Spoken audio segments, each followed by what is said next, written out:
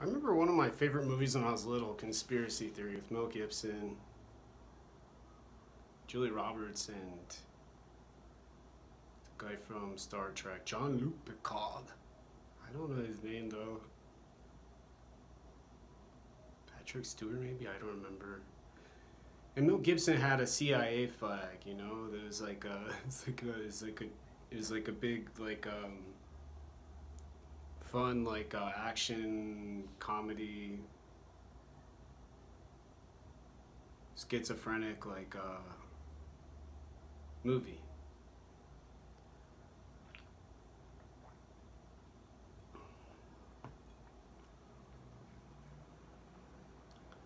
And I have this YouTube comedy channel called Dystopia Comedy.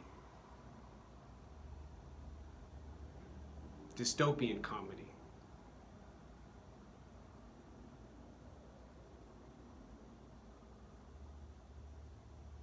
But I don't know if it makes sense to anyone in the world who watches these videos, but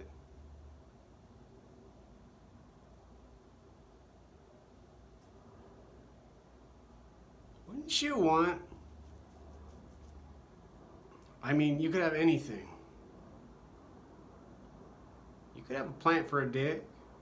You can have some gold for a pussy.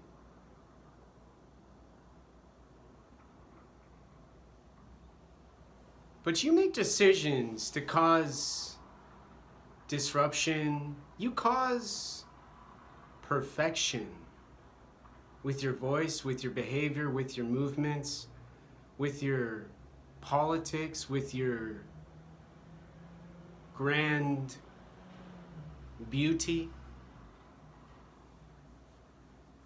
And you get enjoyment. I mean, you could be in politics for the rest of your life and live on retirement like a person with their own island. And nobody would mess with you. You'd never get bullied because you'd have Secret Service. You'd have some sort of security. Or you'd live in such a big place like Mr.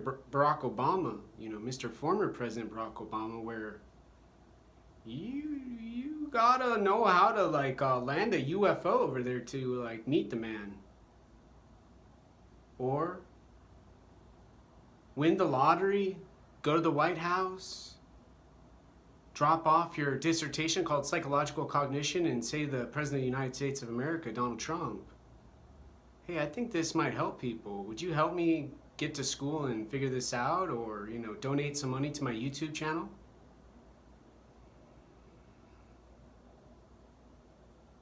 And those are all ideas in what a psychologist would call grandiose thinking.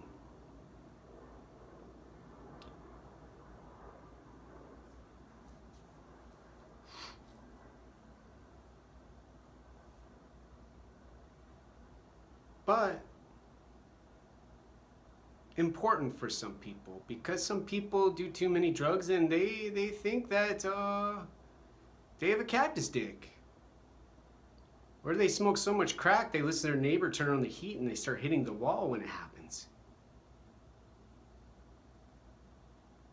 Making people around them wonder, do they just stare at their golden pussy all day or what? Because they must not have looked in the mirror for a while. When you stare at their eyes,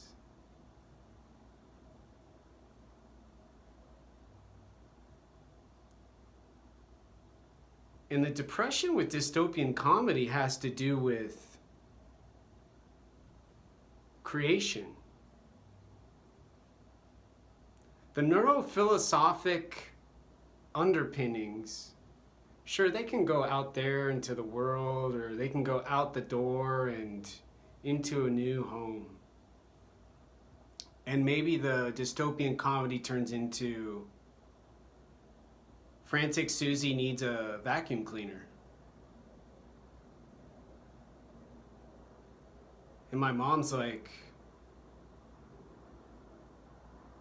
80 years old, yelling and screaming, and I have to keep buying vacuum cleaners. So I have 30 vacuum cleaners in the closet, and I have to rent out a storage unit because she's got a neurodegenerative disorder like Alzheimer's or dementia. But I don't think that's going to happen because I think my mom's going to be okay. Hopefully. But the overall funniness from being a dystopian comedian, comic, has to do with the location and what's occurring.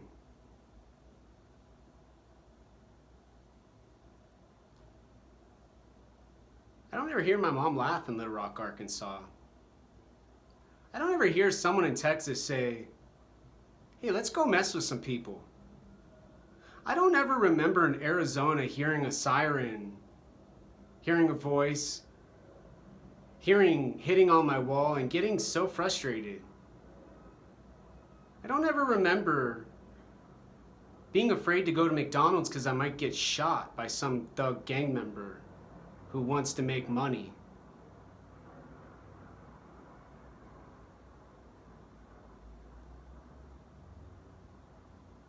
So I think it's always important on this YouTube channel to remember, laugh, but be respectful and complain about the golden pussy language and the cactus dick comedy, or just stupid words if you don't think it's funny at all.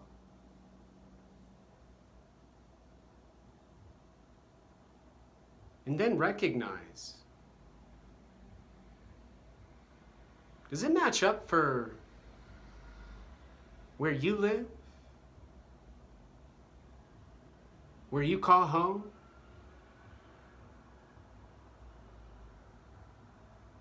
And then you've got a decision to make. Do you just let that happen? Or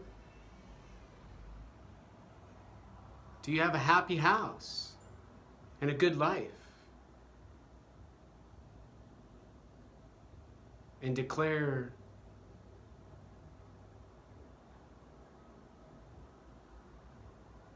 awesome everywhere.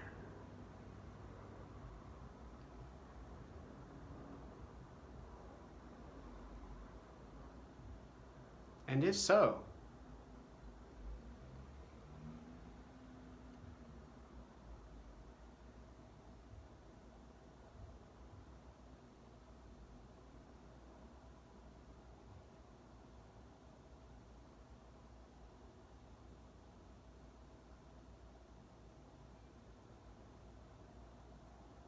what do you do with silence? Do you have your kids go to a school in a suburb where there's no violence? Do you have your husband and do you have your family out to visit whenever you want? Do you go on vacations? Do you know what it's like to go outside? Because gosh darn, here in Seattle, Washington, I don't know what it's like. I live in the Pacific Northwest, but shit feels more like Mars or Pluto or probably more accurately the moon. The end.